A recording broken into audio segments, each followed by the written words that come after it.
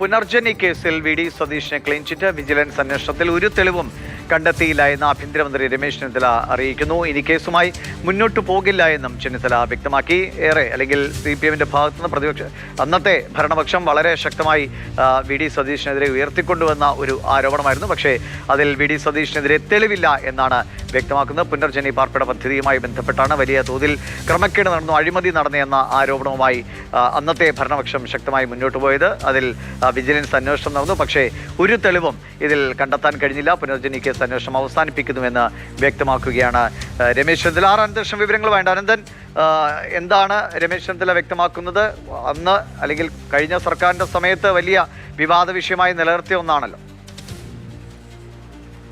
ദിവിഷ്, ഏറ്റവും പ്രധാനപ്പെട്ട ഒരു കാര്യമാണ് ആഭ്യന്തരമന്ത്രി രമേശ് ചെന്നിത്തല ഇപ്പോൾ വ്യക്തമാക്കിയിരിക്കുന്നത്. മുഖ്യമന്ത്രി വി.ഡി. സതീശന് എതിരായ പുനർജനി പദ്ധതിയുമായി ബന്ധപ്പെട്ട ക്രമക്കേട് ആരോപണത്തിലുള്ള അന്വേഷണം വിജിലൻസ് അവസാനിപ്പിച്ചിരിക്കുന്നു എന്നാണ് ആഭ്യന്തരമന്ത്രി രമേശ് ചെന്നിത്തല ഇപ്പോൾ മാധ്യമങ്ങളോട് പറഞ്ഞത്. ഈ പുനർജനിയുമായി ബന്ധപ്പെട്ട ഒരു തെളിവും വിജിലൻസ് അന്വേഷണത്തിൽ കണ്ടെത്താൻ കഴിഞ്ഞിട്ടില്ല എന്നാണ് അദ്ദേഹം വ്യക്തമാക്കിയത്.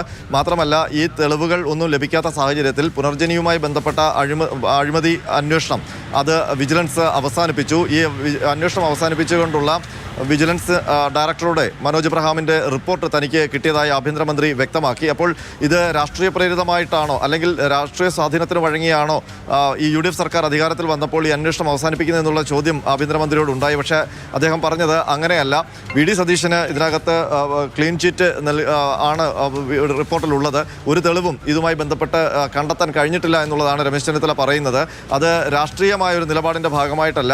അന്വേഷണത്തിൽ നിയമപരമായി തന്നെ ഒരു തെളിവും കണ്ടെത്താത്ത സ്ഥിതിയിലാണ് മുഖ്യമന്ത്രി വി.ഡി. സതീശനെതിരായുള്ള വിജിലൻസ് അന്വേഷണം അവസാനിപ്പിക്കാൻ തീരുമാനിച്ചതെന്നാണ്. നേരത്തെ കഴിഞ്ഞ സർക്കാരിൻ്റെ കാലത്ത് ആണ് ഈ പുനർജനിയുമായി ബന്ധപ്പെട്ട വിജിലൻസ് അന്വേഷണം ആരംഭിച്ചത്. ആ വിജിലൻസ് അന്വേഷണം അന്ന് പൂർത്തിയാക്കിയ ശേഷം വിജിലൻസ് നൽകിയ റിപ്പോർട്ടിൽ ഈ പുനർജനി ഫണ്ടുമായി ബന്ധപ്പെട്ട് വിദേശ വിനിമയ ഇടപാടുകൾ നടന്നിട്ടുണ്ട്. അതുമായി ബന്ധപ്പെട്ട് CBI അന്വേഷണം നടത്തണം എന്നുള്ളൊരു ശുപാർശ സഹിതമാണ് അന്ന് വിജിലൻസ് റിപ്പോർട്ട് നൽകിയിരുന്നത്.